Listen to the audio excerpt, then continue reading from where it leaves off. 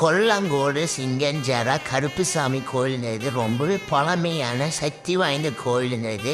நம்ம வேண்டுதல் பழிச்சிச்சுன்னா இங்கே கோழி ஆடை பலி கொடுத்து அங்கேயே சமைச்சு படை போட்டு ஃபேமிலியோடு சாப்பிட்டு போகிறத இங்கே ஐதீங்க. சுற்றி ஆலமரங்க, பக்கத்தில் தாமரை குளம். எங்கள் வேண்டுதல் நிறைவேறுதுங்காட்டி பொங்கல் வச்சு சாமிக்கு சேவல் அறுத்து படையில் போட்டு கும்பலுக்கு ஃபேமிலியோடு வந்திருக்குதுங்க. எல்லாருமே சேவல் ஆடு எல்லாம் இங்கே தான் வெட்டி ரத்தத்தை விடுவாங்க. இந்த மரத்தை பார்த்தாவே பயங்கரமாக இருக்குது. மரம் ஃபுல்லாக ரத்தமாக பெருசாக இருக்குங்க.